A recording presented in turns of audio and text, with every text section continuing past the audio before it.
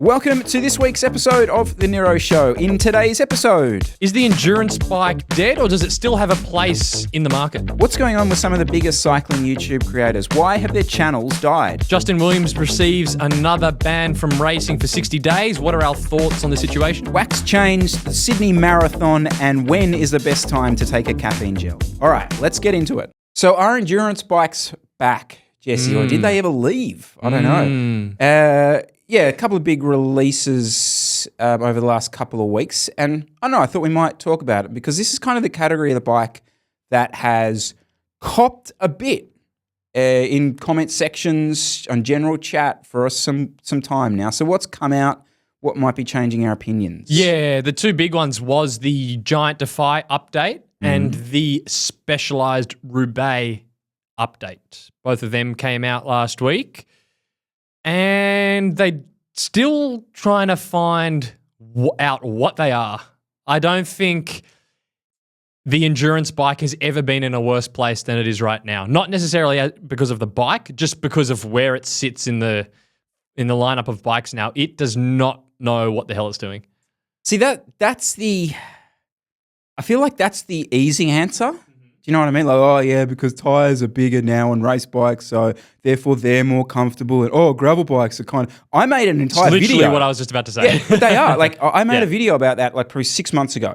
Like, is the endurance bike dead? And I just hit all those trigger points. And if you look at you look at a Dave Arthur video where he even mentions the endurance bike category, the comment section just fires up with, "Oh, this is all overpriced now. I remember back in the day when." Insert endurance bike here, okay. Yeah. And it goes down that sort of route. So, okay, well, let me. I guess then let's go this way. Then I'm in the endurance bikes are dead for all the reasons you've just mentioned. Like, sell it to me. What are you seeing? So justify someone buying an endurance bike in 2024. What's the purpose? Okay, well, I think the Giant Defy. This is Chris Miller defending the bike industry. Did you put me on the spot here? This is when we take sides. No. So all right, let's use the Giant Defy as an example of this.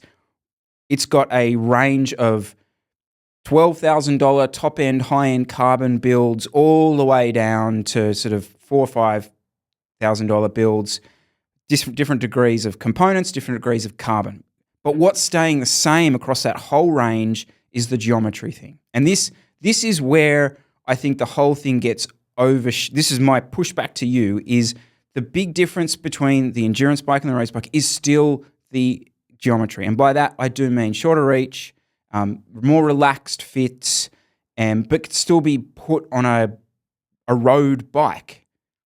And I think the Giant Defy is doing that without any gimmicks. And I think that's the other key point here, because I think we went through this phase with endurance bikes where we had gimmicks. Now they're still on something like the Roubaix. I know we've got that Future Shock thing that both of us giggle at.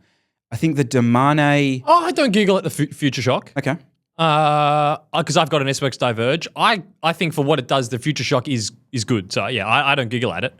Just not for I wouldn't say for an endurance bike that I would be recommending someone buy. I don't think it fits for the Diverge. It's awesome. But yeah.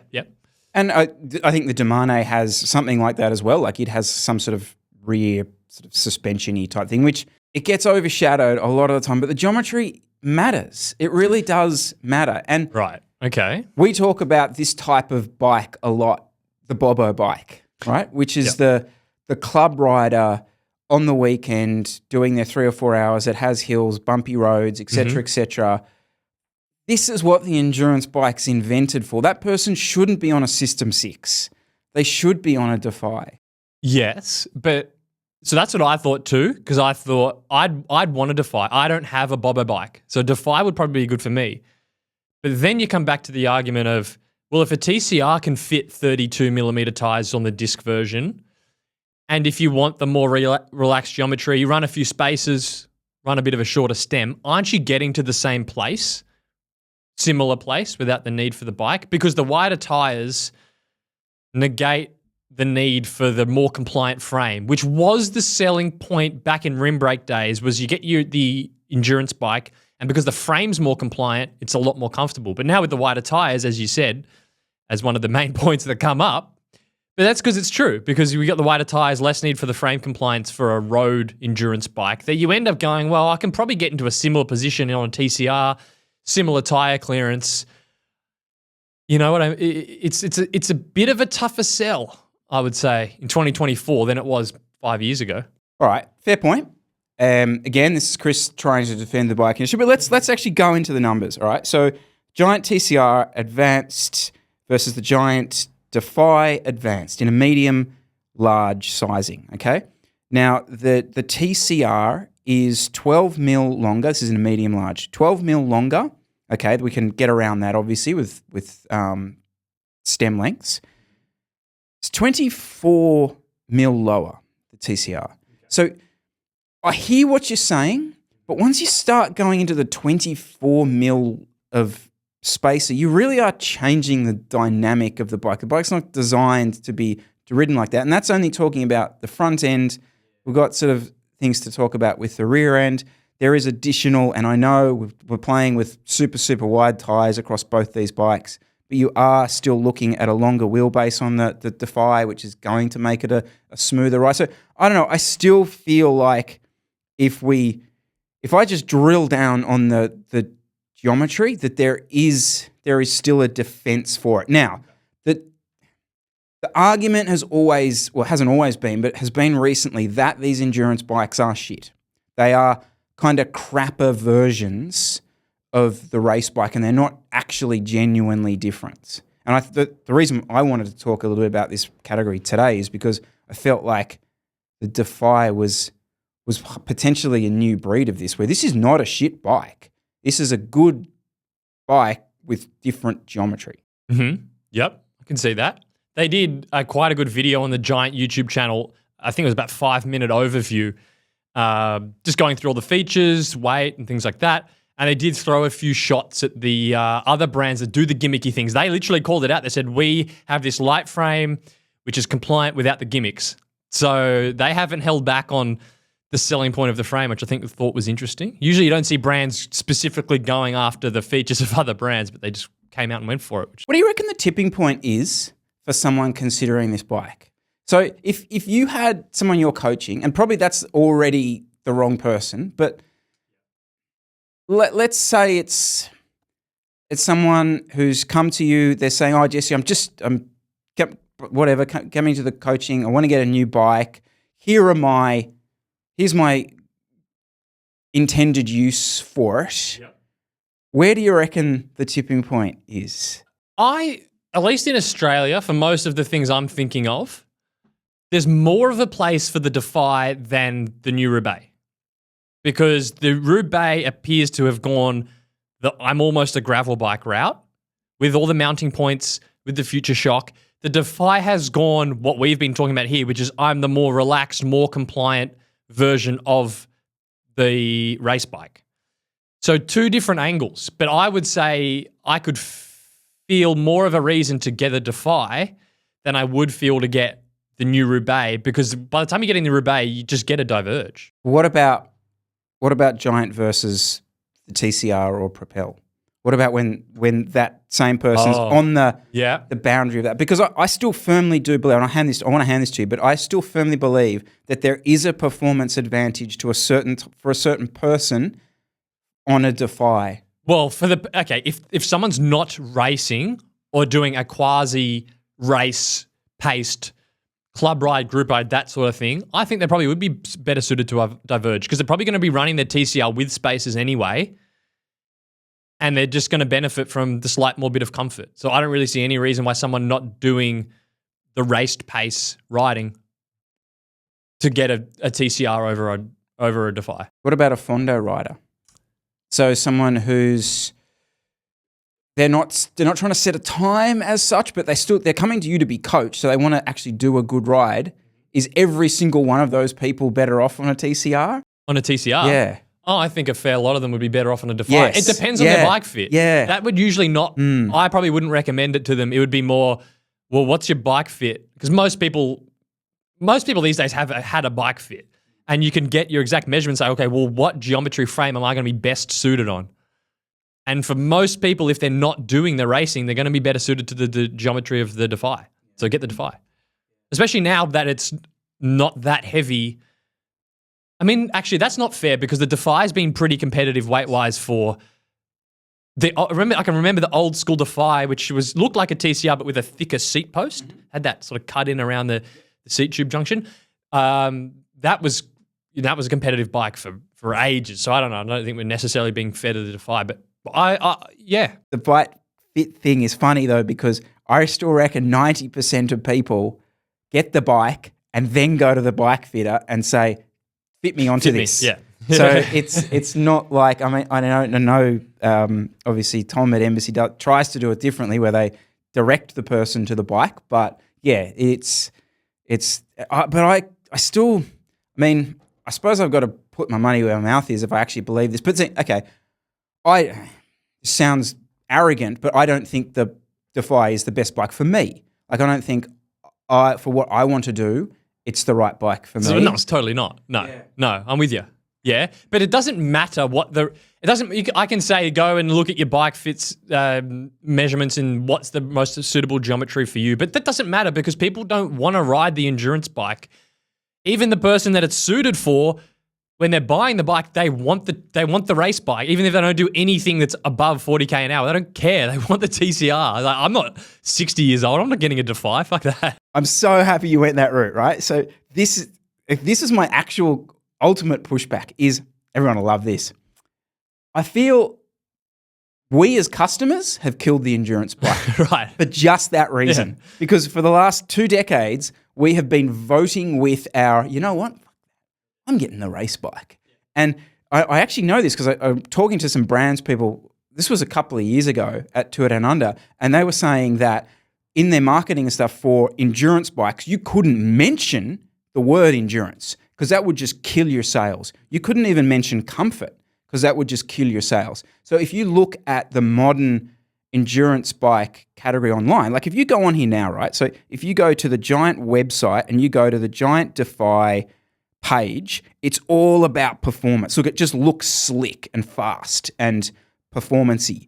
If you go to the Endurace, so that's, I suppose, their sort of endurance. It's all the fastest endurance bike we've ever made. World Tour inspired performance. It's just words that make you think, this is not a bike for a 6-year-old. You're a hitter on this kind of thing. So they've just totally had to go this route to convince anyone. What's actually specialized marketing for it? Actually didn't go on to there. Well, they've played into it because I watched the Dave Arthur video with the product manager on, and he's talking about how they've reamped the frame for the aerodynamics. So that, yeah, and weight as well. We didn't have the rear suspension thing that we do on the Diverge because it's not as aero and it's a bit heavier. So it's all perceived performance speed related talking points that they're going for. I mean, the aerodynamics of a rear shock on an endurance, like, come on. You said in the SL8 the back end of the bike doesn't matter. So they're obviously saying stuff just because they don't want it to sound like a grandpa bike. Yeah. So I don't know. I kind of feel like potentially this could be the first sort of hit out back towards a bit of normality in this space. And but look at the Defy. I think that looks... Yeah, well, you said it to me. That looks like a race bike. It looks incredible. You said it to me the other day. You're like, I could see myself on a Defy. Yeah, 100%. Yeah. I totally ride one. Yep. It looks... So even just in looks, it doesn't look like a grandpa bike. The thing with the Roubaix, though, the Future Shock, it's a hard one because... Even just, I know you can lock, I'm almost certain on the updated ones, I can't lock mine out, so it's constantly got that springiness. I think on the new ones, you can just lock them out. But just the look of that, you would feel out of place rocking up to a bunch ride on that. So it is more gravel bike territory, which I'm struggling to understand, how the use case of that. But this, I would rock up to a bunch ride on a Defy, on the new Defy. It looks like that. But it's interesting to see the different angles that the brands are taking with it. I mean, I know with the Chapter 2 things, I mean, they are essentially endurance bike geometry bikes, especially the Toa. But if you go onto their website, it's still sprouting the aerodynamics of it. They're still saying this is the race bike, et cetera, et cetera. But as soon as you actually dive a little bit into the details of not the carbon as such, which is still top quality, but the actual geometry, it's an endurance bike, and an endurance bike for probably a lot of people. So I don't know. I kind of feel like maybe it's just a language thing that we've got to be less scared of the E word. Yeah, let us know your thoughts on that one, guys. Be interested to know. Have we, the customer, killed the endurance bike? Right, I wasn't that keen to talk about this, but I think the reaction to it's been sort of interesting, and maybe it brings up another question we can talk about. But yeah, do you want to go into the details of this? So this is Justin Williams, right? Yeah, so Justin Williams, he was involved in another incident in a criterium where he's been handed a 60-day ban for dangerous riding, where he had a bit of a bar-to-bar sort of thing with another rider, and then into a corner, it looks like he just rode him fully on the outside of the corner into the gutter, and the other rider crashed. So he's been handed 60-day ban and a $250 fine. And actually, so did the other guy that he was in the crash with, also got a $250 fine. But the suspension begins next year, April 13th, 2024 to June 13th, 2024. And that's off the back of another ban he had last season, because remember, he got into that fight with Michael Hernandez previous season, and that had a 5-month ban. So he's on his second ban from racing. What's Goss on it? What's the take? I mean, his reaction was basically no reaction. It was no apology. He was pretty much radio silent on it, just posting his usual, you're fighting on, and we're amazing, and just posted that sort of stuff, and then that's it. Pretty much, it's kind of it's an interesting PR move of never apologize, never admit fault, just whatever. We just keep carrying on, and that's his approach. It's kind of I don't know if I dislike it or kind of like weird respect for it of just I'm just carrying on, fight the good. I kind of feel like we have to set aside the incident itself, chat, because we weren't in the race, and bike camera footage. I've been caught up in this in the past with guys in our team. Bike camera footage can be so misleading in terms of an actual incident happening in front of you, because the camera that is filming the incident is also moving, and that really throws complete perspective issues out. Ask Chris Powell all about that. So as far as the incident itself goes, I'll kind of leave that to them. Well, I mean, he's had a 60-day ban for dangerous riding. Yeah. He is guilty of dangerous riding. So I don't. No, I mean he did it. Yes. He rode a guy into the gutter. Yes. I don't think there's any. There's only so many ways. Yeah. Oh, he's guilty. So I don't know. Yeah. But what I find really interesting about this is, and this is. Okay, we're two guys in Australia talking about crit racing in America. Like, rewind 6 or 7 years. I didn't know there was crit racing in America, let alone talk about incidents that are happening in it. And what's changed in those 6 years? What's the one reason we now pay attention to US crits? Well, Legion. Exactly. Exactly. And so I'm starting to get kind of cynical about this, in the sense that to keep the buzz going, we've got to keep the fight going. At this, I'm not saying, but because here again, coming into another thing with teams and stuff. Like, if shit like this was happening consistently with a team that we were running, you wouldn't have sponsors. You wouldn't have them. They would quite happily exist, and certainly sponsors that are portraying you in this image of like bringing everyone into the sport, okay, and being this great advocate for it. Mm-hmm. Not only do their sponsors do that, they're doubling down on it. So the sponsorship that they have with Rafa, there's almost millions of dollars involved in that with the foundation that's come into play with that. So big names, Specialized, Oakley, you name a fucking big brand, they're involved in this team. And none of them are in any way bothered by this. It is interesting. And I'm there going, well, if none of you are bothered, well, maybe this is the friggin' game plan. And then we're talking about his reaction to this, which is kind of like, carry on. I don't know. They're trying to bring us down. That's one of the reactions I've seen a lot is people saying, how do they still have sponsors? Your riders, you're on your second ban. There's been multiple incidents have come up. Why do the sponsors not have any response to this at all? Which is an interesting question. But does it not really matter because they're so good dollar-wise for the marketing and so good from a diversity perspective, from a marketing point of view, that they seem to be able to get away with a lot, and the brands don't seem to care. Isn't that a smart decision from the brands? Because they have so many eyeballs. What do you... sure, you can get angry, but it works. I'm on the Rafa Australia site. Yeah. I just typed in Rafa, hit return.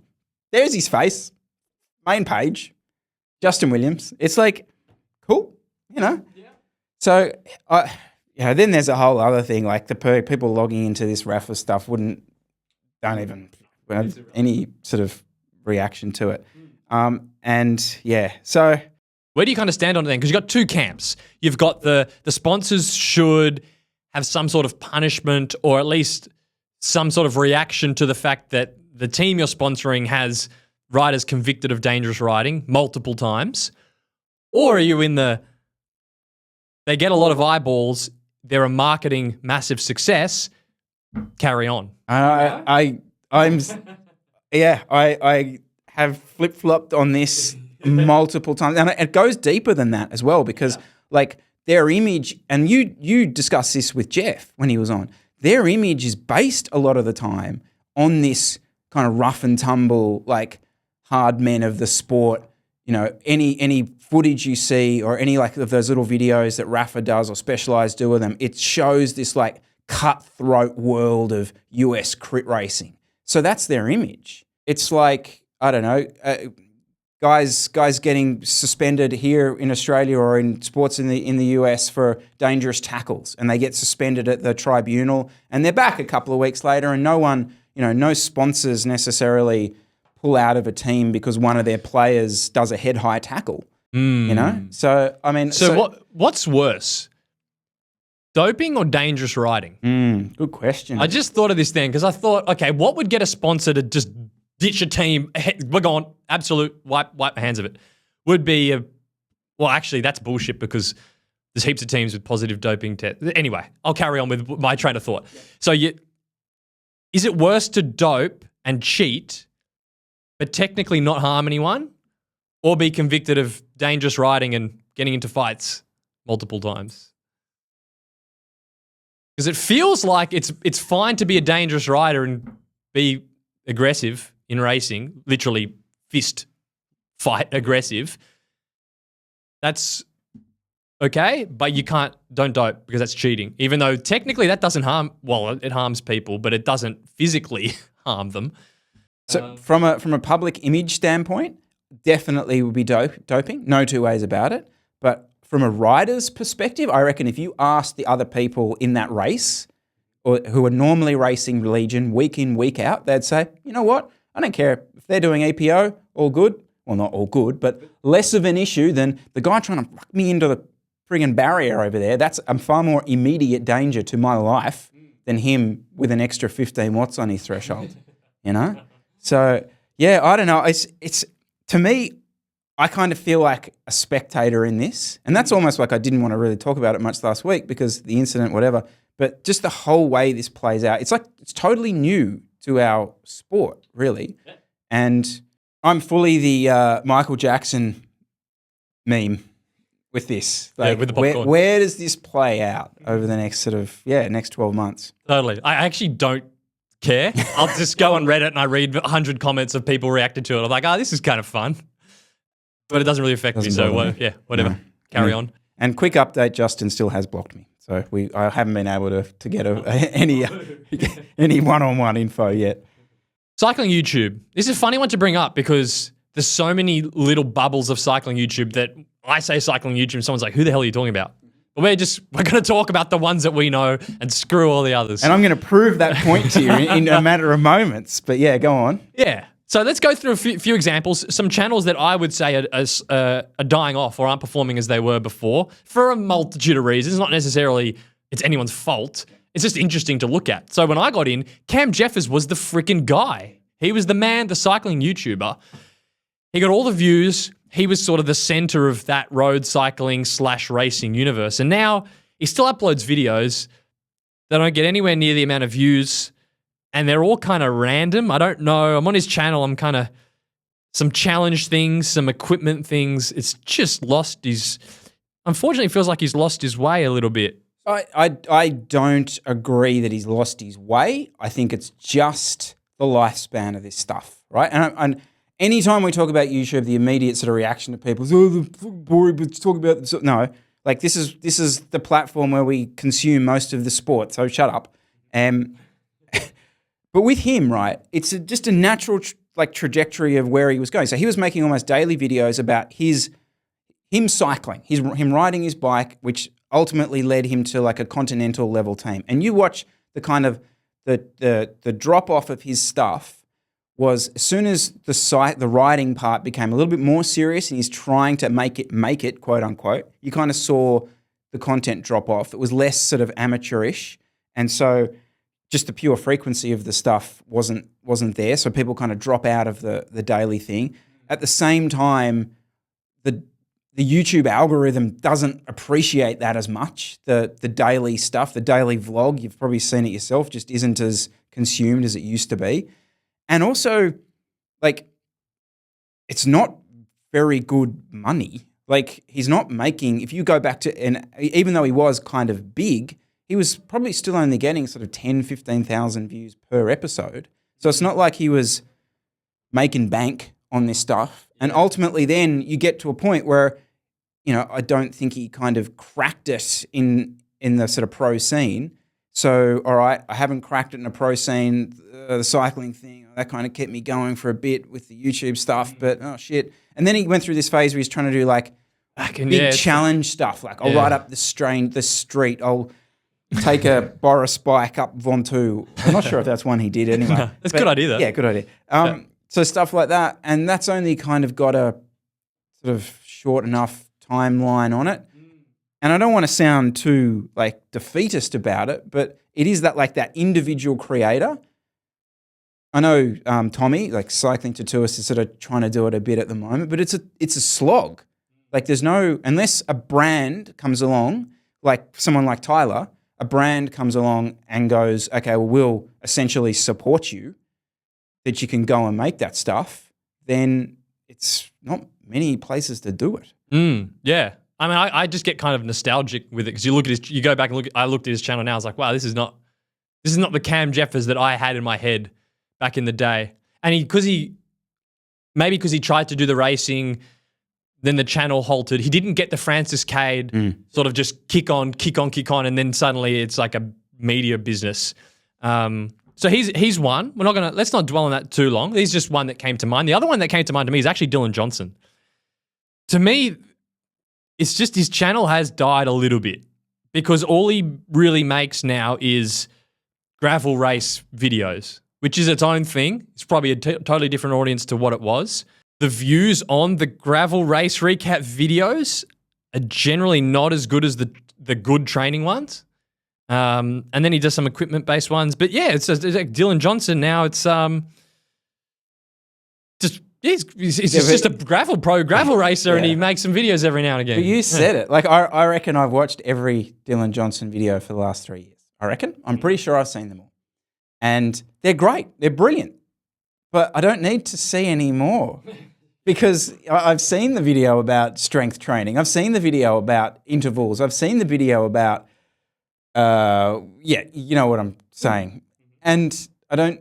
Where do you continue to take? I mean, obviously, if there's a new development in low testosterone in cyclists, maybe he will revisit the subject. But it's not like you can kind of just continue to do that. I would say in Dylan's case, it appears less like his channel is dying, like Cam's Jeffers channel sort of died there.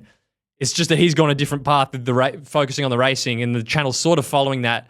But actually, as you've brought up, does appear kind of well-timed because there's only so many training videos he can make, and he's kind of done most of them.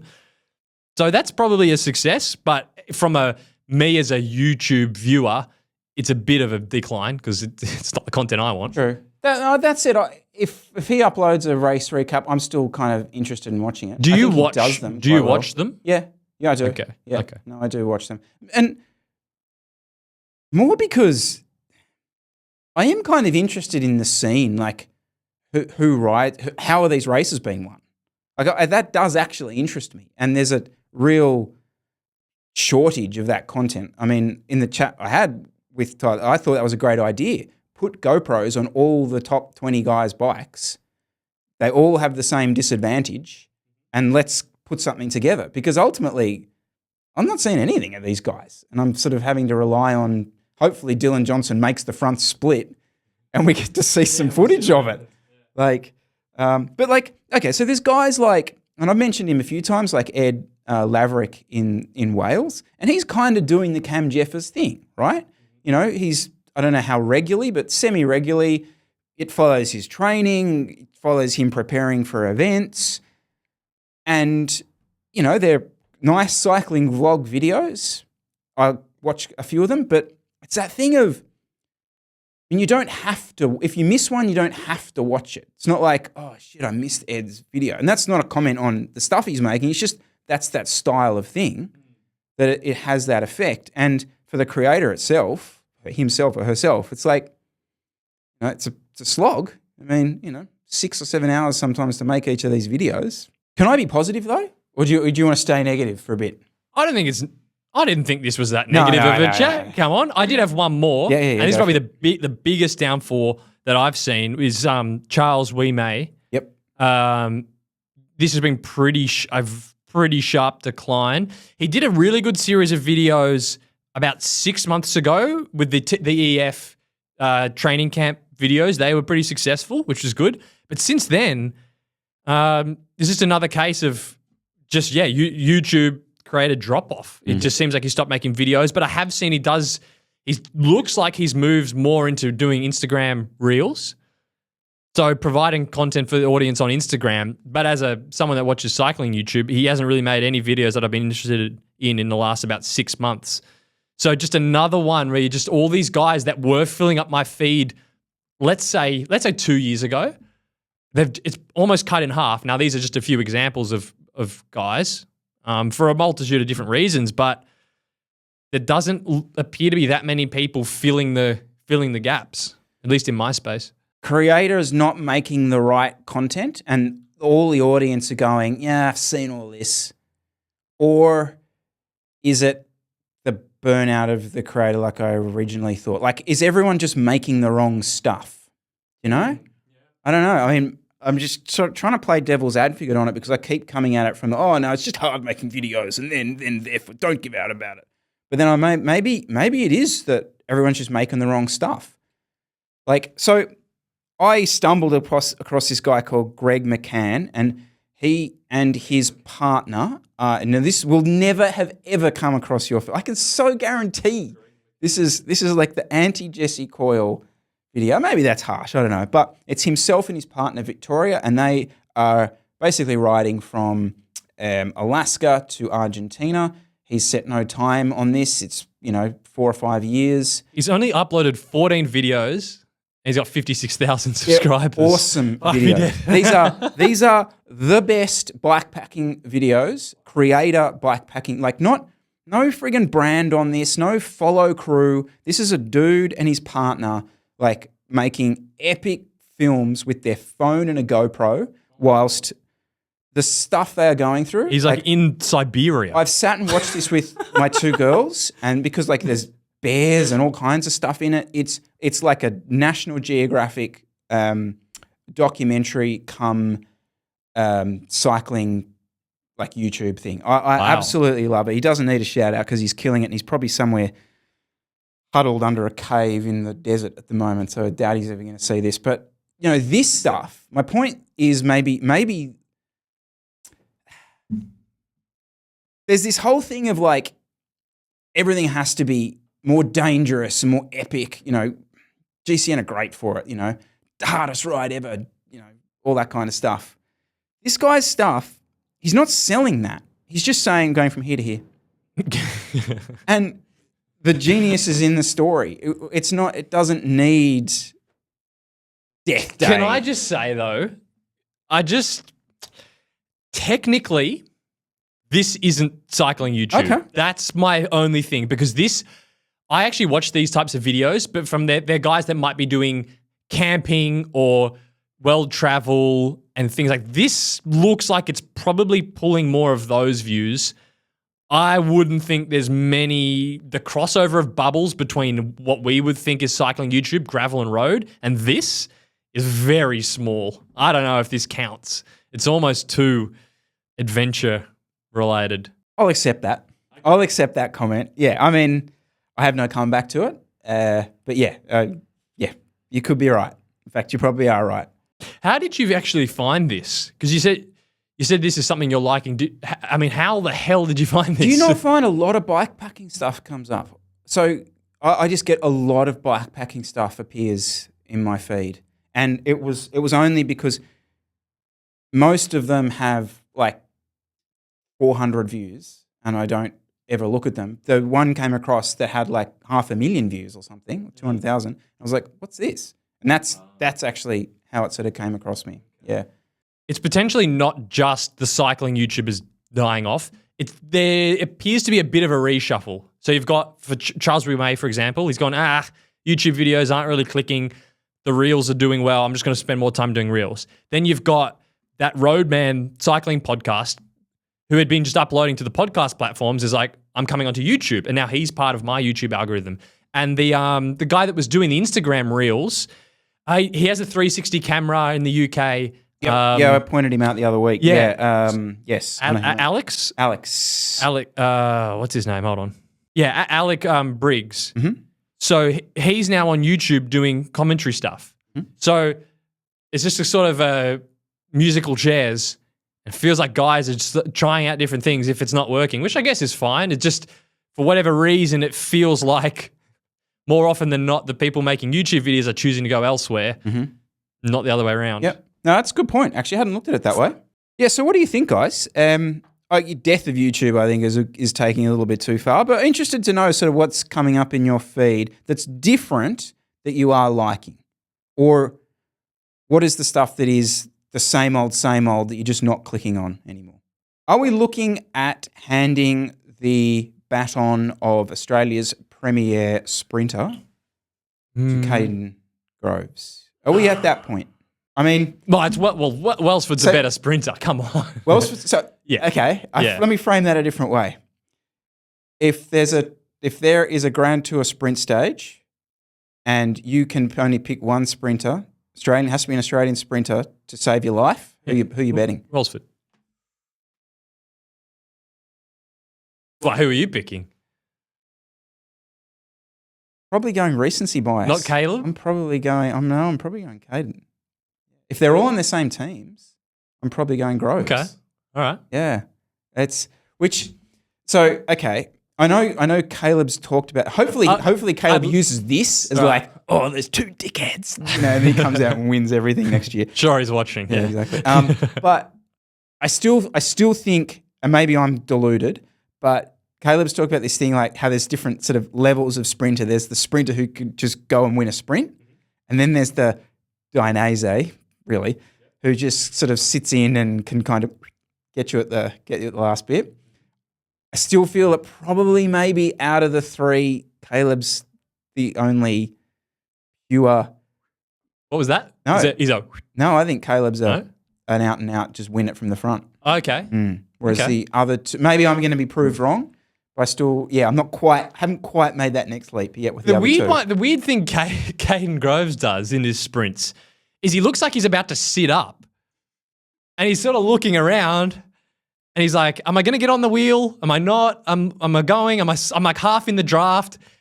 And then he just keeps going and eventually wins. He never's, I don't know what he's looking for or what he's looking at. He never seems to be like really drilled on. It's just, maybe he's so fit that he's kind of just floating. Did you ever consider, okay, maybe, again, I've lost the plot.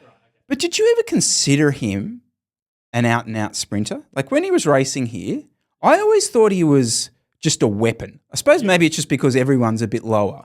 But he wasn't just like, oh, they've got Caden, so they'll win the sprint. This was St. George, I think he was on at the time. Yeah.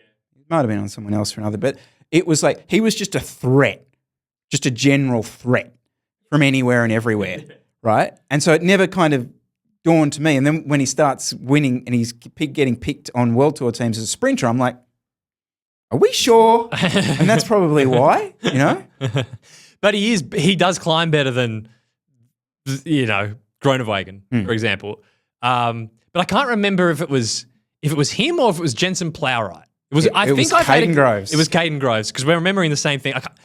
I think I've had similar experiences on Jensen Plowright's wheel, but same with Caden. It was at Grafton Inverell, like halfway up Gibraltar, and we're both there as people who would consider themselves climbers, just like crying from our eyeballs. And you think, who are these chunky dudes' legs in front of me? How is he still here? And it's bloody Caden Groves doing 400 watts 20 minutes into a climb. And you're going, aren't you meant to be a sprinter? Like, what's going on here? Yep.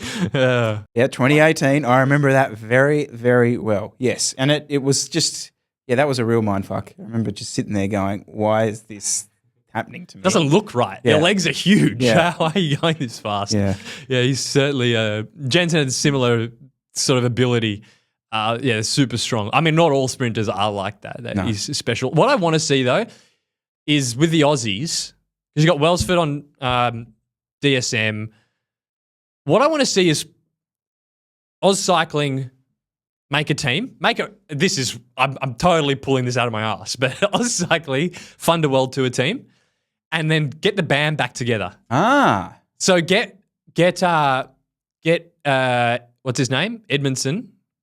He's already on DSM, but so get Edmondson, get Scottson back from whatever team he's on now, get Kell O'Brien back, Welsford. I reckon get Durbo in there, right? Get all the big horses together, put them on one team. I'm sick of going, Jayco's doing a good lead out, but I don't want their sprinter to win. And then I hope DSM have a shit lead up, but I want Welsford to win. I want to see them all together. Let's see. Can we make that happen, please? I've done my Jayco rant. That was a few months ago where I just don't know what it is anymore. Like it seems like a directionless semi-Italian team. Like how is that value for money for Jerry Ryan? Like surely he'd be better off just fully Aussieing it up and just going back to that. I don't know. Get them all on one team and they can do a Tour de France back to a almost like a Renshaw-esque nostalgic play there. I'd like to see that. I miss that. Like just cheering for a rider or cheering for a team just for out of pure patriotism. Like you saw it a bit with the Sepkus stuff. Like guys just like people just saying, I'm just supporting Sepp because he's American. I'm like, I love that. I haven't felt that for so long. So I don't know, maybe that's a good way of doing it. But it'd be so much stronger if you had multiple guys. Because you're kind of half cheering for all different teams. It's like, can we get them together? Yep. And I reckon that'd be awesome. I came on here and aired my dirty laundry about spitting chewing gum out, which I've self-corrected. But we're better than runners. City Marathon last weekend, you can follow the course just by following gel wrappers for 42 kilometers. It's insane. Absolutely crazy. And it's also quite a fascinating insight into what gel brands are hot right now.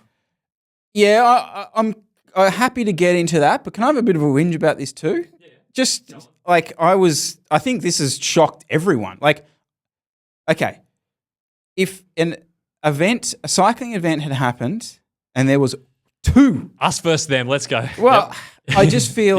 No, I see. I don't know who I feel let down here by. I don't actually blame the runners. I don't know what it's like to be in a run. I don't know what the facilities were like. I don't know whether that was made clear to people that I'm normally big for personal responsibility about everything, but I don't know enough about that particular circumstance to just blame every runner for chucking it on the ground. Maybe it was like the NRS in 2017 where that was kosher. It was cool. I don't even need this, chucking on the ground. And that's like that shift has changed dramatically. But I do feel like almost that it just shows how weak almost we are as a sport. That if there was one or two gel wrappers on the road, that wouldn't happen. Our whole event would be completely called off.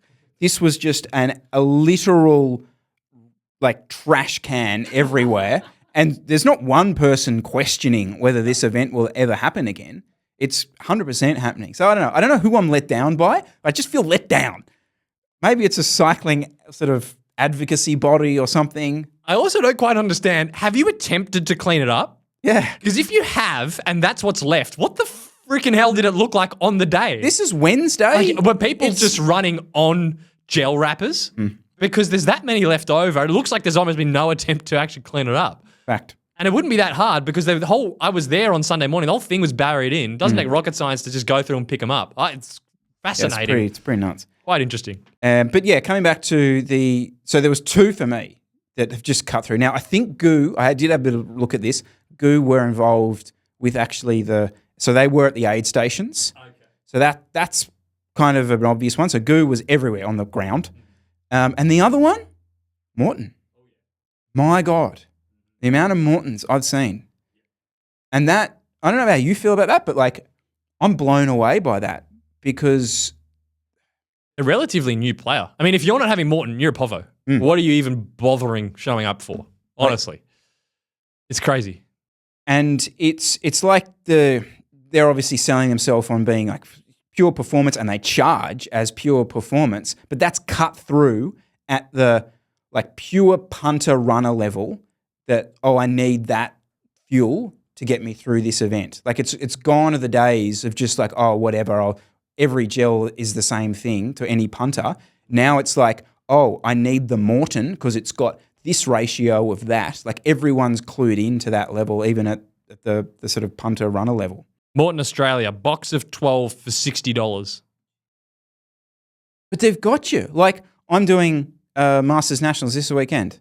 It's got into me. You know, I couldn't just go with a Goo gel or an SIS gel. It's only a 2-hour race as well. Like I'm like, yeah, they've got you.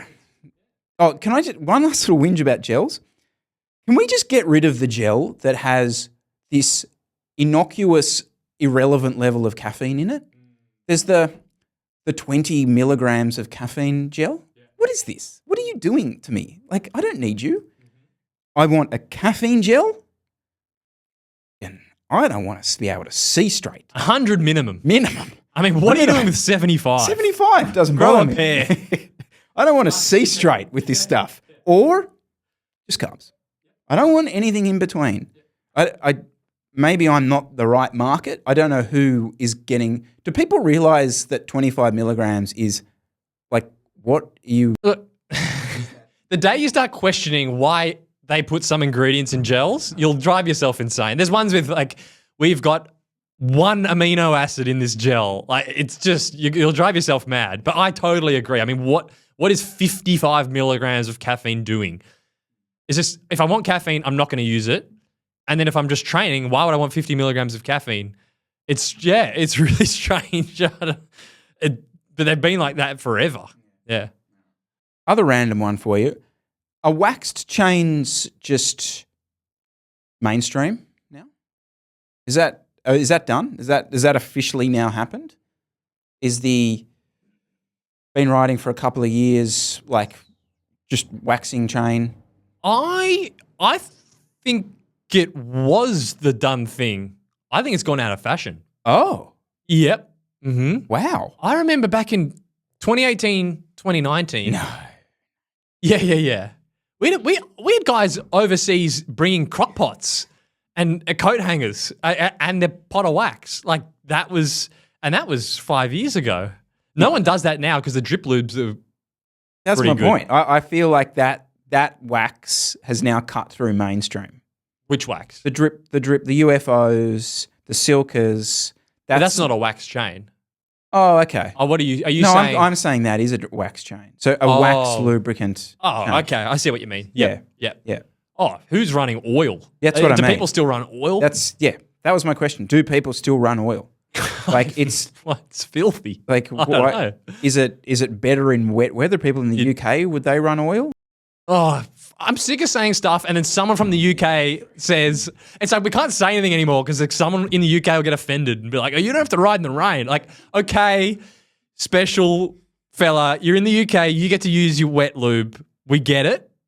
if you don't ride in the rain every day, I don't know many people that consciously consider their lube choices that still use a greasy, wet lube. I don't think. But there are some people that really love cleaning their bike. So they prefer using the wet lube because they get to do the whole degreasing process. You used to be in that used to be that You used person to until I love realised it. I was wasting the majority of my on life. Instagram on a Sunday. It's like bike clean day. clean Like, day. what the hell's wrong with you? I've got a bike clean to do at home now, which I'm dreading because I should never talk about tubeless on this show because I got a frigging flat today and it was a proper, like, it's sealed. Oh, actually, I've got 2 stories from this. Okay. The first is I'm riding along and suddenly I'm feeling wet on the back of my legs and it's like, oh, I'm sweating up here. This is a bit of a worry. Until I then turned and realised that this was the messiest slop fest I've ever seen back there. It was a proper, like, fishtail going everywhere. So anyway, I pull in and so it's all over me. I let the air down enough so I can get the thing out. And this guy who's riding around pulls in and goes, "Oh, hey, Chris." Talks about the show, the rest of it. And he's there and he's a new guy cycling. I asked him a bit about his own bike and he's, "Oh, yeah, I've got soloist, etc. It's my first main bike, etc." And then he's watching me and I've got what looks like a needle and I'm shoving it in my tyre and he's like, "What are you doing?" I was like, "Oh, I'm fixing my tyre." He's like, "What?" I'm like, "Yeah, I'm fixing my tyre. I've got a flat." He's like, "You're putting a hole in it." He had never seen anything like this in his life. And he stayed and watched me do it, like shoved it in, then smashed it with a CO2, sealed, all good, spun the wheel, off we went. His mind was blown by this particular circumstance. And I asked him, "Do you know what's in your wheels?" He had no idea. No idea. Not sure. I think we need a plug awareness program. What's Dynaplug? They should run an advertising campaign for cyclists of, do you know what a plug is? Because it's such a good tool. And I would, what percentage of people out on a Sunday with a tubeless setup are riding around without a Dynaplug or some sort of plugging tool? 80%. You reckon? 80%. That many? Yep.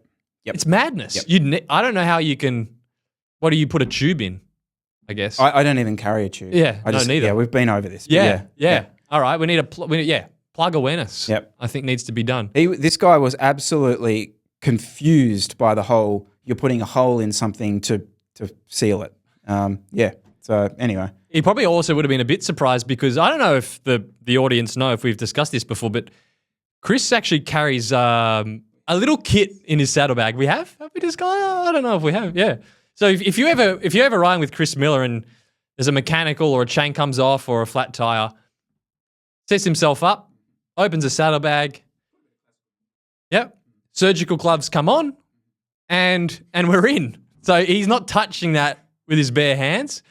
There is also possibly some sanitizer going on after the gloves are removed, and that's a nice little setup. So quick update. The gloves have gone. The baby wipes have remained because this comes back to the wax chain thing. So there's no grease and grit. The only stuff that you get on your hands really is the latex now, and that just needs a little freshening afterwards, and you move on. In fact, I'm tempted to even ditch that at this point because it's such a relatively grease-free experience, the whole flat. But, you just need to create a scene, get yourself in the right environment. It's a safe space. Safe space. Yeah. Just enjoy it. It was actually a pretty pro move the first time I saw that pulled over. I was like, probably on my phone, I look over and you've got like gloves on and baby wipes laid out. I was like, wow, this is a setup. Surgical operation. All right, guys, thanks so much for watching. We will see you next week. Jesse, thanks to you for your time. Thank you. We'll see you real soon. See you next week.